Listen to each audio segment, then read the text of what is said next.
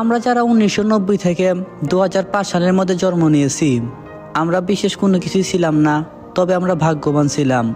যখন আমরা ছোট ছিলাম, হাতগুলো আমাদের জামার ভিতরে ঢুকিয়ে রেখে বলতাম আমার হাত নাই। এক ধরনের কলম ছিল যার কালি ছিল 4 ধরনের, তার 4টা বোতামও ছিল, একসাথে টেপার চেষ্টা করতাম।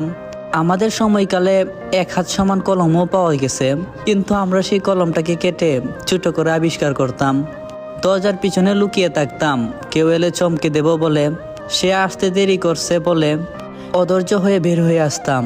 রাতে হাঁটার সময় ভাবতাম আমি যেখানে যাচ্ছি চাঁদরাও আমার সাথে যাচ্ছে।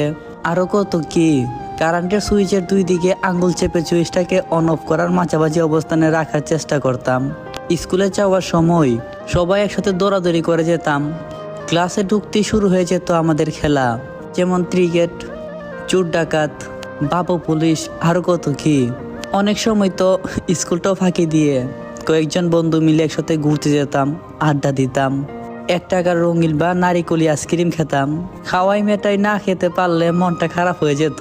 হঠাৎ আকাশ দিয়ে হেলিকপ্টার গেলে সবাই রুম থেকে বের হয়ে আকাশের দিকে তাকিয়ে থাকতাম। স্কুল ছুটি হলে দৌড়ে বাসায় আসতাম, মিনা কার্টুন দেখবো, সিসিমপুর দেখবো। শুক্রবার দুপুরে 3টা থেকে অপেক্ষা শুরু করতাম কখন বিটিভিতে সিনেমা শুরু হবে, এবং সন্ধ্যায় আলিফ লাইলা, সিংবাদ, রবিনহুড মাইক্রোবার দেখার জন্য পুরো 1 সপ্তাহ অপেক্ষা করতাম। কোনো ধরনের ফল খেতে গেলে ভুলে যদি তার বিচিটা আমাদের পেটে চলে যেত, তখন আমরা চিন্তা করতাম পেটের ভিতরে গাছ হবে কিনা। মাথায় মাথায় ধাক্কা লাগলে সিংহ যাবে, ভয়ে আবারও নিজের ইচ্ছায় ধাক্কা দিতাম। কেউ বসে থাকলে তার মাথার উপর দিয়ে ঝাঁপ দিতাম যাতে সে আর লম্বা হতে না পারে।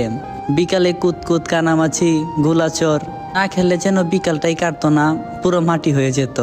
ফাইনাল পরীক্ষা শেষ হলে তো সকালে পড়া নেই, এত মজা লাগতো যা বলার বাইরে। নানু বাড়ি, দাদু বাড়ি যাওয়ার এইটাই তো ছিল সময়। ব্যাডমিন্টন, ক্যারাম, লুডো না খেললে যেন রাতটাই ভালো কাটতো না। ডিসেম্বর মাস, তাও হবার শীতকাল। তা আমাদের ছোটবেলাতে তো আমরা কেয়ারফুলি ছিলাম, তবে ডিসেম্বরের 31 তারিখ যতই এগিয়ে আসতো মনের মধ্যে ভয় ততই বাড়তো, কারণ এই যে ফাইনাল রেজাল্ট দেবে। জানি আমাদের জেনারেশনের যারা এই ভিডিওটা দেখছো, নিশ্চয়ই তোমার অতীত মনে পড়ে গেছে, তোমার মুখে মুস্কি হাসি আমি দেখতে পাইছি। আর এই ভিডিওটা তোমার শৈশবের ওই বন্ধুটাকে মেনশন করো যার সাথে কাটানো দিনগুলো তোমার বড্ড বেশি মনে পড়ে, ওই শৈশবের। আর হ্যাঁ বন্ধু, অনেক মিস করি তোদের আর তোদের সাথে কাটানো সেই দিনগুলো রে।